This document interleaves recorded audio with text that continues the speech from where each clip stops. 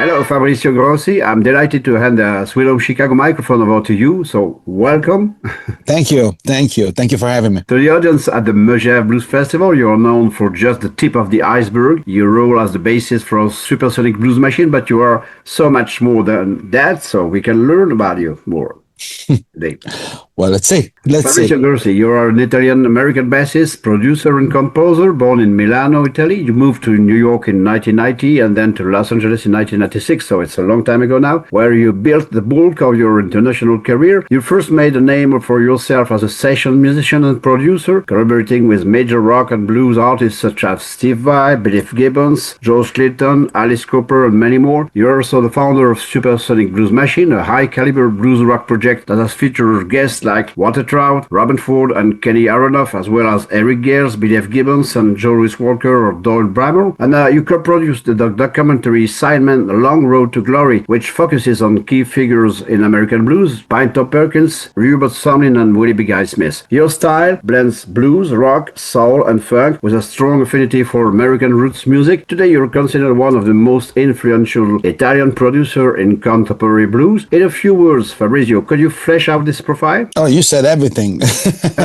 Yeah, I mean, it's just weird when you hear it said by a different person, but no, you're right. That's pretty much it. The thing is, though, that at the beginning, and a lot of the musicians that I play with and then I work with when I first came to America were not necessarily in this style of music. I always loved blues and black music regardless. Even when I was a little kid in Italy, we have the Italian station, the main network back then, there were not like that many radio stations on network like today. And funny enough, they were playing majority of Italian music, but when you would hear international music, was it French music, Charles Aznavour and stuff like that. But American music was all Earth, Wind and Fire, Elvis, and all this kind of stuff. So actually, it was better than what it is today, I would say, radio. And that's how I got kind of like really close to that sound. And I know that it's strange because this is like, how can you remember something when you were like 4.5 years old? We used to have a TV show in Italy, those variety show where you have the host and then you have the dancers and then you have a bunch of music guests or different guests, and every Saturday night goes on like that for several hours. Well, one night, this particular guest was James Brown. Oh, yeah. And he played a set, like a non-stop set of almost like 13, 14 minutes, which was unheard of. And I remember that created a lot of chaos, I've heard later, because of the TV timing and all of that, but they couldn't cut him off when he was performing. That grabbed me so much that I remember that every other Saturday, I would ask my mom if we could watch that show in the hope that the crazy black man would come back. That's where it's coming from. Then, of course, I met, older cousins and all of it. They introduced me to heavy rock and Zeppelin and Queen and, Jimi Hendrix, like everybody. And of course, it took that path and I got into, hard rock and all of it. But that passion has always been at the core of everything. Even in late 80s with my band in Italy, we were already coming to the States and performing. We're preparing our record. Everybody was listening to what was going on back then, Bon Jovi, Europe and all of that. And I was the only one in the band that was listening to my Walkman with Michael Jackson, the Jackson 5, Diana Ross and the Supremes. And I was like, what's wrong with you, man? Which there's nothing wrong. It's just that if I have to listen to something that I like, that's what it is. And that's how it all started. The good thing is coming to the United States, it allowed me to have a lot of different of these, in other words, nobody was trying necessarily to label you in doing one thing specifically, like back then was a little bit more the trend in Europe, mainly in Italy. So, I free to experiment. I played in a lot of different setups of music, but at the end of the day, one thing that I'm really happy about it, at least as a bass player, is kind of like develop my style, I guess, of my sound into more what I like and what it was originally. In other words, when I started playing, I was the worst guitar player among all the friends. And they told me, you know what, then you play bass. Because I started later than everybody. Right? And I was like, I didn't even know what bass was. But again, this is like, 4 strings instead of 6. It's easier. And I'm like, oh, well, it sounds easier, But I got really taken by the instrument. And of course, the flashy players and all of it, you get into that till the point where I came to the States. That was the end of the 80s. So the whole Billy Sheehan, Stu Hamm, and all these guys that then became my friends were like a major influence. So I used to play a lot, like a very, not virtuoso, but that kind of style, super flashy and all of it. And it's funny that throughout the years, every year that goes by, I try to play less and less and less and less and less and less. Mm-hmm. That was something that was actually where I was talking with Steve Lukather like a couple of weeks ago about, how when you start and you're young, you have this river of notes coming out of you, minus some elect. I mean, you think like Jeff Beck and people like that. It doesn't really matter 20, 30, 50, 70. It's just like different league. But when you start off, it's super intense and it's a river of thing. And the later you kind of like you try to go for the particular thing, you know? And that I think is like, I'm really happy right now that I'm able to play without having to necessarily having to impress nobody. I just play what I like in the songs. For me, the song is always very important. And that allowed me also to work at a different level with a lot of the artists that I like, not only by telling them what to do or prepare music for them, but also interacting as a musician, which is like,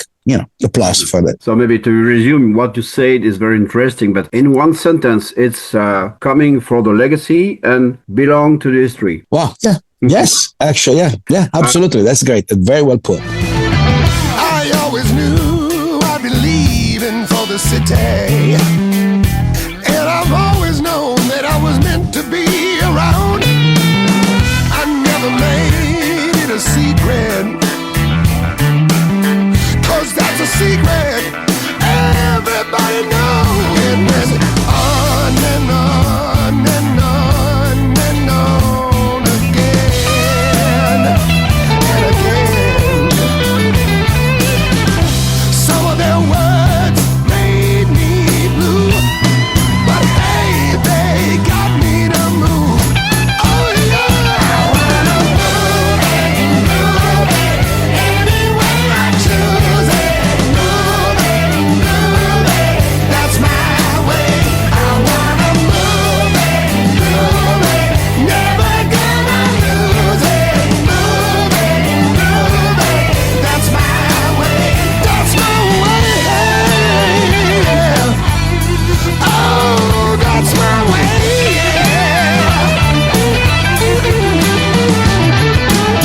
Fabrizio Grossi, could you tell us how you connected with Stéphane Huget, the creator of the Megève Blues Festival? How did you go on work together? It's funny because I always kind of like get saddened when I think about Stéphane.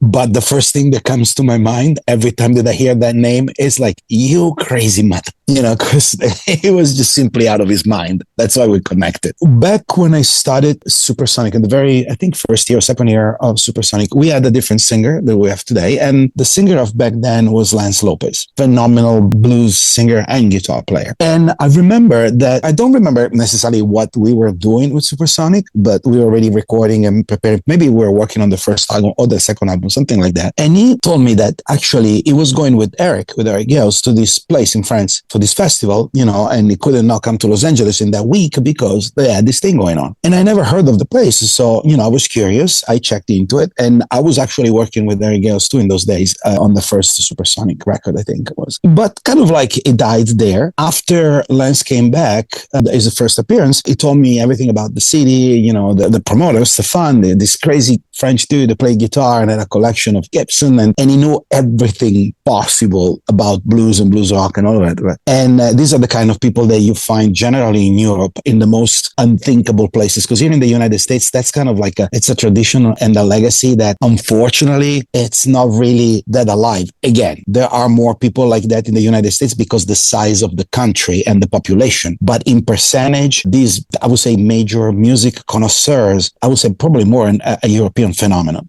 Mm-hmm. And it happened that for the following year, we were preparing some shows, and Lance told me, hey, my friend, you know, Stéphane, the guy who organized the show, wanted to know if we can bring Supersonic to the festival and all of it. And well, I said, put it in touch with me. We have an agent, of course, a dear friend of mine, Neil O'Brien in London, that also is agenting for Joe Bonamassa, Beth Hart, and a bunch of other people. Hi, Neil, if you see it. But we always work together on this kind of stuff. And sometimes people contact me directly or some of the musicians and all of that. And we're kind of like try to find out, you know, a few things before maybe we start talking, you know, business. And I remember that I had an exchange of emails with Stéphane. Then we decided to talk on the phone, and it was funny because it was like we connected immediately. It's like we were like long lost friends. And I would say the first time it was just like to coordinate Supersonic to come to Megève, first time that we performed there. And that was a special, very, very, very special event because it took us a while. I remember that before that edition, I hooked Stefan up with some agent and some other manager for some other artists, but we couldn't make Supersonic immediately available to come spend a part of the year. But I don't remember the year. I think it was 2019 or something, or 18 or something like that. We were able to do it, and we brought a very nice, jolly companionship featuring Billy Gibbons, Joe Louis Walker, and Mary Gales. And I remember that show with probably one of our best show ever. It was incredible. The music, the band, and the vibe, everything. Again, Stefan with Audrey and the girls, and then Renee, Julie, everyone. The thing. I mean, we just immediately, as soon as we got there, it was like a family. And in addition, we ended up in having a lot of long time and lost friends that came over. Some of them from the UK, some people in Italy that I was not seeing in ages. Like the first photographer that actually the photographer of my band in Italy was a fashion photographer, and I didn't know. I was very good friend with Billy, so he shows up, and after I don't know, maybe 15, 16 years back then, it was like, whoa, no, actually, yeah, already around that. So it was, it started off as I would say, kind of like a get to know each other, get to talk about music, me introducing him some people. And then we got to a point where after that summer that we were there, he told me, said, listen, there's so much that I can do. And a lot of the people that work in here and bring in artists, they're kind of prick because, maybe we were a small festival and all of that. They try to, take us for a ride and all of that. Do you mind? Would you like to help me? And I said, absolutely. And we started making calls, and there you go. And that's where we are today. Unfortunately, his passing, it was a major iced cold shower for everyone. However, there is good in bad and bad in good. I think what happened, I remember that after all that happened, I had a conversation with Renee, his father, and Audrey, his widow. And Renee says, what do you think? We don't know what to do because, without Renee and all that. Listen, Renee, I don't think Stefan would want to stop. If you guys are okay, let's do that. Let's do at least one more because we were working already on this one with him. So, and there you go. I think it's great to see. I mean, I just wish that he was around today to see all the stuff that are going to be happening this year. Yeah, everything that it's happening behind the curtains for the following years. Now the recognitions from the Blues European Union, and we're doing some other things here in the States with the Blues Foundations. A lot of incredible number of musicians and other friends that now are asking me about this. Hey man, what's good? Are you working with them? Are you involved with them? How do you get to play in that play? Just people that you would not expect are kind of coming around. When I started helping Stefan, it was us sending out emails and making calls and trying to explain and convince people to participate. Now I'm getting those calls hey, are you guys cool? We're still booking for next year and all of that. Do you have a headliner? Are you not? These are the people that we have on tour at that time. So it's just kind of the cards are flipped on the table. And I just wish that Stefan was here to enjoy that because he would have gone crazy and laughed so much.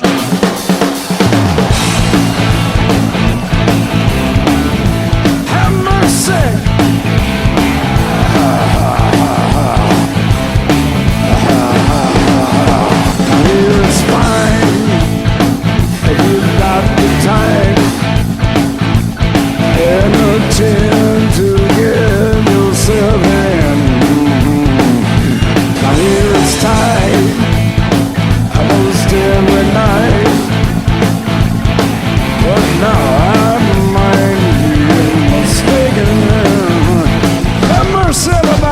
C'était solo, un peu comme la guitare d'ailleurs, parce que je jouais dans un petit groupe de potes, et donc amateur de guitare, dans tous les sens du terme, c'est-à-dire aussi bien la guitare elle-même en tant qu'instrument de musique, que je collectionne d'une certaine façon aussi, et puis que je joue, quand je peux, aussi bien que je peux, et en fait ça m'a donné...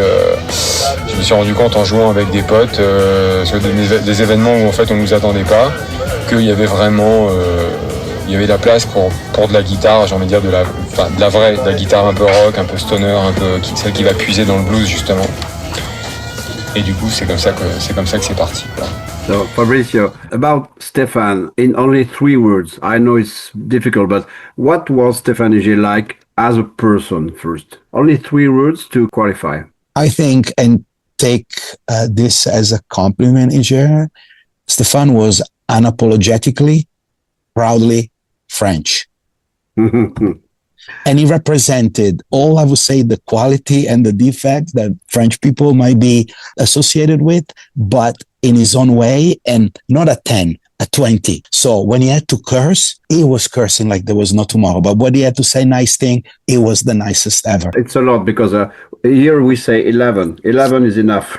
So 20. No, but he was like, no, always like never loud enough. And sometimes he would call me like, and should play me some stuff from far away with this guitar. It was just, it was a good thing. Like I said, I just wish that he was around to see this. C'est une sacrée putain d'histoire, le festival de Megève, parce que moi je suis commerçant à Megève à la base.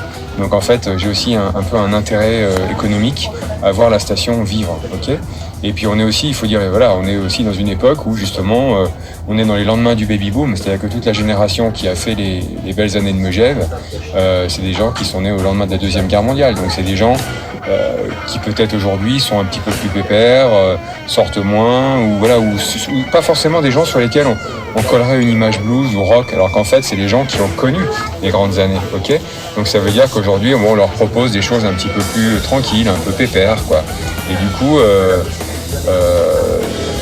je trouvais qu'il y avait un petit côté plan-plan qui est en train de s'installer et j'avais envie de réagir par rapport à ça. Et j'ai fait 2 rencontres l'été 2013, qui était un été un peu chaud, justement, et il ne se passait pas grand-chose.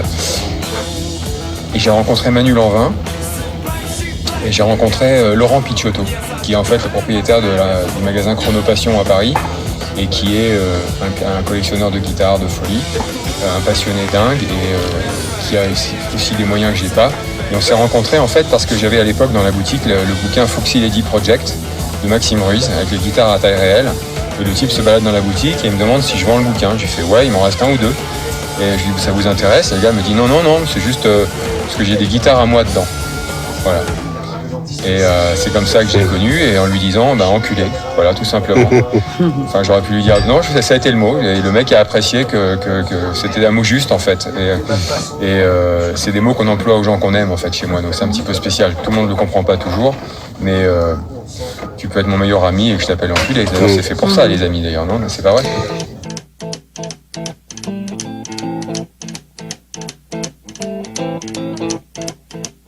Rumors spreading round in that Texas town about the shack outside the game. And you know what I'm talking about. Just let me know if you wanna go to that home out on the range. They got a lot of nice girls.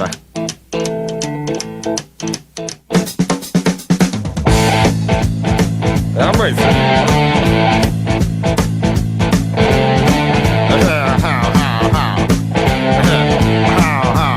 Again, Fabrizio, recording from 2019 can be found on this album, Road Chronicles. That actually is that was the tour, the previous tour, the tour that we did the year before. And inside there is Lagrange, Broken Heart, Dust Marine, with Billy F. Gibbons. Yeah, that was the summer tour of 2018. Okay, the question behind that is what was your impression when you first visited Megève? Because you first visited Megève once. Well, actually, not really. And I told Stefan that too. The first time that I came to Megève as an adult, or as me, Fabrizio now, was with Supersonic, and then I think it was 2019. But the first time that I came to Megève was very little, and I was still living in Italy, and I used to ski, really crazy. So I never skied in Megève, but I remember that we stopped by, and that names was stuck in my head, because it was the place where there were like a lot of these ski stations and all of that, and we didn't go to ski. And we always go to, Chamonix and other places, and never to Megève. So that was my first time. The second time, I would say the official one, my impression was like, it looked exactly like it looked 30 years before, 20 years before, however, in a current year. In other words, it's the typical type of place that I would expect in Europe or under the Alps. I'm from Milan, but we always used to spend time on the mountain and, on our side of the Alps, on our side of the Mont Blanc. And that vibe, that kind of courtesy, that kind of like, I would say very polite, proper vibe, super clean, the air, the food and all of that. It's just like, I would expect that. Now, that's a standard, I would say, to some particular cities in Europe. But my first impression was like, what the hell is this guys doing in a place like this? Because again, I mean, probably around the time where we arrived, it was like summer tourism is definitely different than the skiing crowd. So you had a lot of people from the Middle East, a lot of rich people, a lot of Arabs and all of it. And the vibe, it looked like, it's not like Beverly Hills in the Alps, right? And the vibe was very, I would say, posh, even though you're still in France. So you still have kind of like a, you know, a regular type of, I'm going by my life. But Stefan, it was like, it would stick out more than us. I mean, we will have the band walking around with Billy and all of that. Sure, we were the band, but his personality was like, again, completely off. And I think is what made me like that city more, because he was able to point out things that for me would have kind of like more, oh yeah, that's the very expensive store that sells, you know, high fashion bags and what's her name, scarves and all the kind of stuff for the fashion and all that. And no, it was beyond that. You know, we went to a couple of different bars, some of the restaurants, and telling me the story about everything. It just kind of like, I feel like it's a little town that it belongs to me. You know, I wouldn't be surprised if I would find myself there spending more time.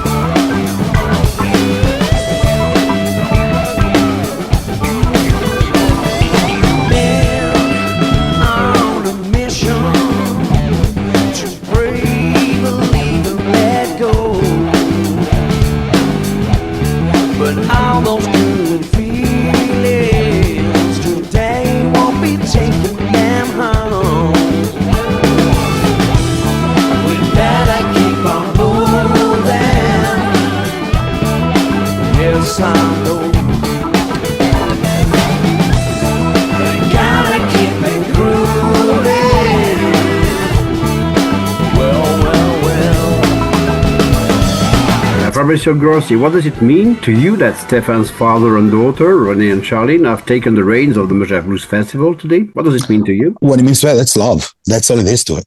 There's nothing else that I can say. Love and the dedication of a family, of a father and wife and the kids to the memory and the legacy of their father. They know that that's what they love the most. I mean, of course, with his family and all of that. But when it was festival time, the guy was levitating. It was like, we say cloud nine. It was just the happiest person on the planet, in spite of everything, of all the problems that happened, of course. But it was always super happy. And I think that memory of their dad and René's sons, it's something that is like, no, we cannot. I mean, Stefan really went crazy and went to the bats to make this happen. We need to make it happen. And I think it's just probably an incredible showing of love. That's all I can say. Well, Granddad was a gambler, taught me everything I know.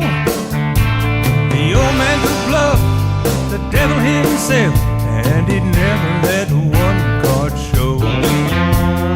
Taught me any hand's a winner if you play them all just right.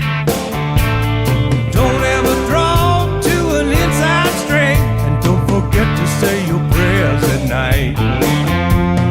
When you hit on hard times, don't you hang your head in shame. As long as you got a chip in a chair, boy, you're still in the game.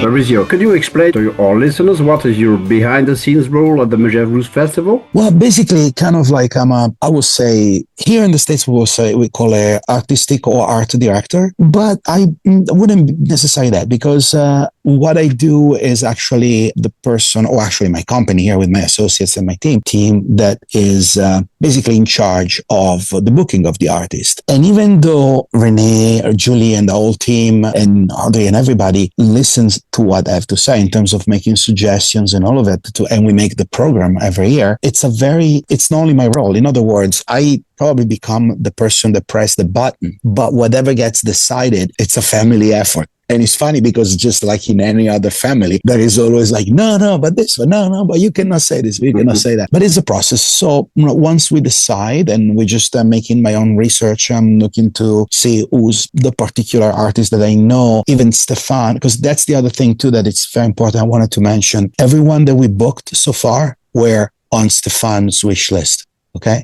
So there is only one person yet, and I'm not going to mention it, that we were not able to bring there yet of the people that Stefan wanted to have. But I remember that the edition before his passing, we were like, basically we closed the deal with Fantastic Negritos team, and then the whole thing with COVID happened. There were some issues and we couldn't relay. That was something that incredibly bothered him, even though there was not really control over what happened, but it was really taken aback from it. And I made sure that at least one per year, we book one of the artists that I know were like really dear to Stefan and he wanted to have as a participant of the show. Dad, this is the one I really want. Are you sure? It's a lot of hard work. This is what I really want to do. Okay.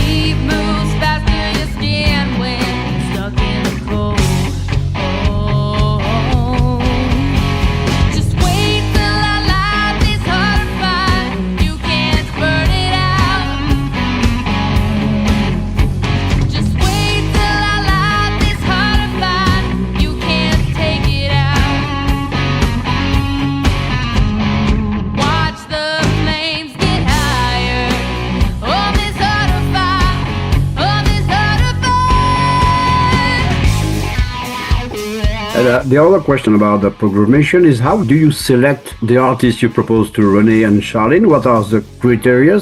You told us about the wish list of René, but what are the criteria? Okay, first of all, I know most of these guys and I know the kind of show that they put together. We try to make it where there is a good combination between all the sides of blues, meaning some of the artists that are performing at the festival are more rock blues. Some of them are more like traditional blues. Some other ones are more like soul blues. Some other ones are more, I would say, southern rock blues with, kind of like more, almost like a folk interest. We're always trying to have a good combination where it's not that you have a bunch of, like a couple of bands that all of a sudden the festival turns into a hard rock festival or it turns into a borderline jazz festival. But I always have a bunch of different proponents of different colors of blues to make it spicy and interesting. And I think so far we did a good job. And the other thing too is what's happening particularly with the artists that we ended up in booking for the year. Because even though, we have already a long wish list of people that we would like to bring at the festival, besides the fun list,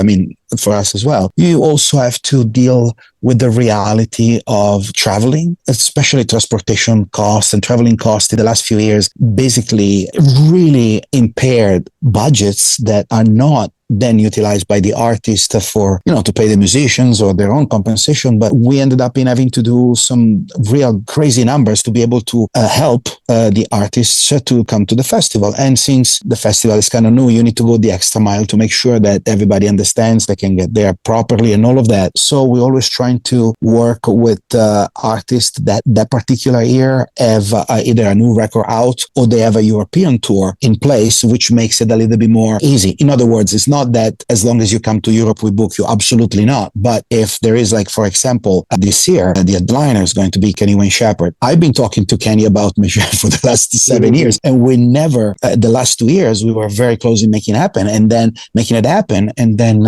unfortunately, they had tour changes where Kenny didn't even continue the European tour. It was postponed everything to this year. So there is a lot of these things that the normal public don't see or don't understand that might make the whole things like really weird, or they might make make it look very simple from the outside, but trust me, it's not. Because you need to find the right person at the right time, at the right moment, and available for the right occasion. Yeah. So.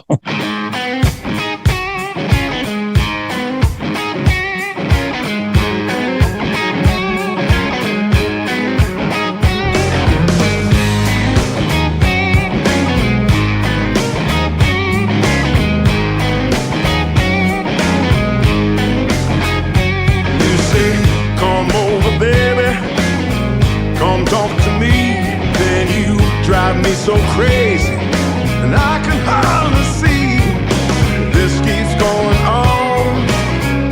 I might just leave and not come back. I got one foot in your doorway, baby.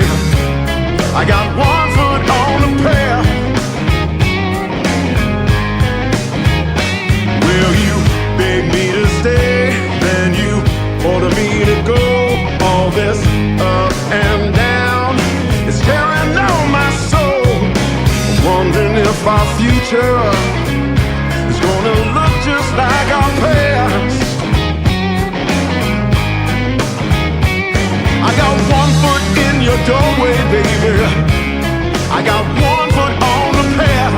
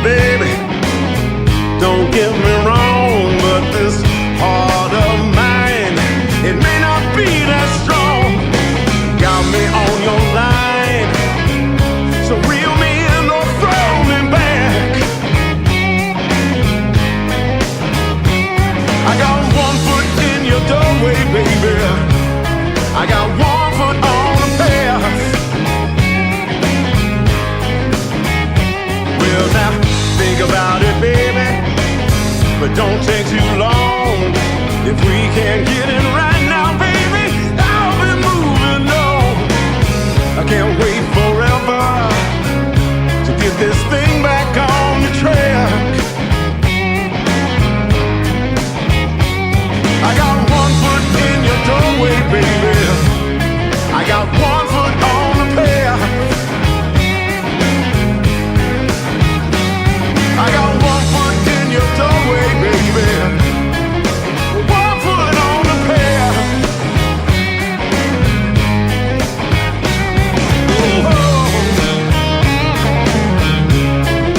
One foot on the path. Fabrizio, I've got two questions left. The first of them is, which artist would you like to help the festival book in the future? Oh my God. I'm gonna give away some secrets. Behind this one is, will Billy Gibbons come again? Oh, that I don't know. That we'll have to ask Billy. I have no idea. He will have to. I mean, he loved the festival. He loved Megève, and he loved a lot Stefan as well. Let's see what happens. That I don't know. Stefan told me in an interview in 2019 after the festival. He told me about the fact that he came to the 2,000 meters. The top of the mountain. The top, and I was with Billy Gibbons and Johnny Gallagher, and Stefan was just dreaming in front of them. And Billy Gibbons said, "I want to come again here. I want to perform here." Oh yeah. Mm-hmm. J'ai emmené Billy hier d'ailleurs, avec qui ça s'est super bien passé. Je crois qu'il était très heureux d'être ici, dans des conditions un petit peu particulières malheureusement, puisque son épouse Gilly avait perdu son frère quelques jours auparavant, donc on a déjà la chance qu'il soit venu. Et puis il y a une priorité dans toutes les choses. En revanche, j'espère qu'on va se revoir. Voilà. Hein, je crois qu'ils ont aimé ici. Et puis, cette frustration est peut-être aussi la source d'un retour, enfin, disons, d'une envie de un petit coup de reviens-y, j'espère. Donc, voilà, j'ai fait voir l'endroit à Billy et j'aime à penser que des gens comme lui, éventuellement, pourraient, j'ai envie de dire, presque prendre un peu les choses en main. Of course. And no, that I know. It's just the thing is like in the last couple of years, ZZ Top is kind of like giving it everything they got. And they have a lot of activities going on in Europe. So it's not really easy to take him away from his daily job when it comes down to that. And unfortunately, they always happen around the same time. So these are the difficulties of this, not necessarily because people are being difficult themselves, you know. So we've been trying to get something organized properly. So let's see. I'll keep you posted. But the other people, I mean, we would have loved to have Buddy Guy. I don't know if that's going to happen, but let's see. But there are some other ones out there that are pretty much in the scope that I can tell you that are also bands that are borderline semi-blues that I think can fit very, very well the festival. And we've been working something very particular for next year that will expand the approach of the festival in general. That doesn't mean that it's not going to be a blues. It's always going to be a blues festival. But you'll see already this year, I was like, pesting and stouting to add an additional day to the festival because there are a lot of other artists that can be bringing something to the table and make it very interesting. And the festival at this point has got such a recognition that we have a long list of people that wanted to come and show themselves that maybe they're not, again, at the level of notoriety of Kenny Shepherd, but they're super artists in their own right. They tour 150 or 200 shows a year and they're doing great records. I wanted to give the opportunity to a lot of these people. So I don't want to say I would like to, because again, a lot of these people might not necessarily be, I would say, not compatible, but I don't want to give false hope to the festival itself, even though so far everyone that we said we need to get them, we got them. Like I said, there's only one missing and I'm not going to mention his name, but he's a guy. Okay. And I would say stay tuned because after we're done with this summer, with this edition, we're going to start talking about next summer and there are going to be some very good surprises. Okay, that's fine. I'm leaving you, woman.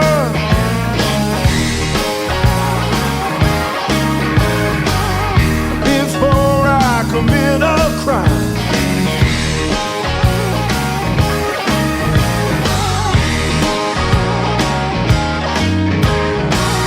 I'm leaving you, woman, now. Before I commit a crime.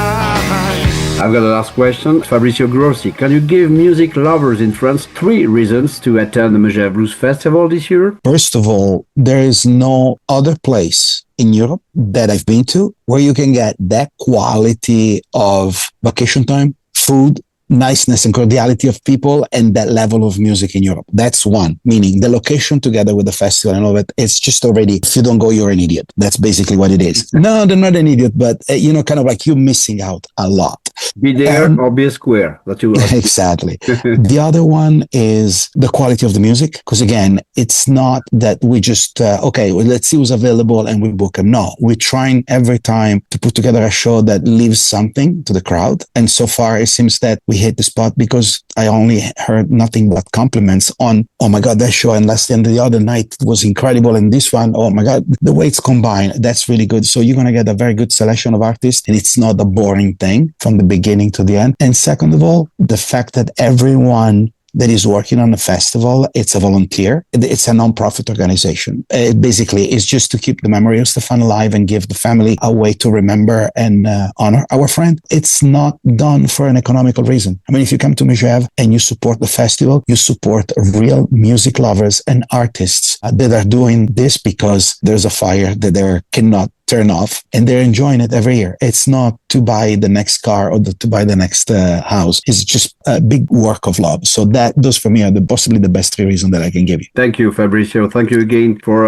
your time, your patience, your kindness, and I hope to see you in real life. Maybe if you come in Megève, maybe this year or next year, I don't know. You'll be seeing me soon. Not telling you when, but you'll be seeing me soon. Thank you, Mark. Right. Thanks, everybody. Au revoir. Thank you.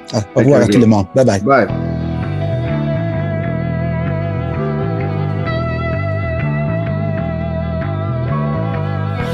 got me tied up in a headlock, baby, and I don't know what to do. Since the devil came to town, and she said, your God is too busy for you. I know it's wrong. She said, I'll make you a deal, and I'm not gonna tell you what to do, who to choose or kill, but she will. Hey, Paul Lucy, do that magic that you do. There is no spell, mojo, voodoo I could break. Oh no. Hey, Paul Lucy, do that magic that you do. But things are changing since she's been coming around.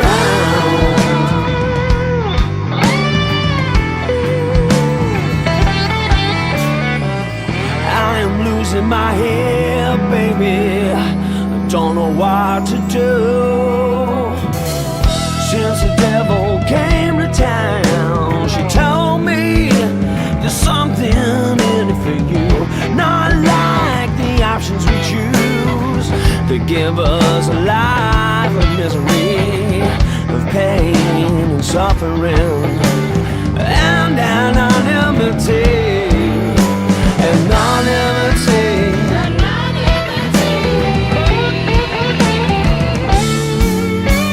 Hey, Paul Lucy,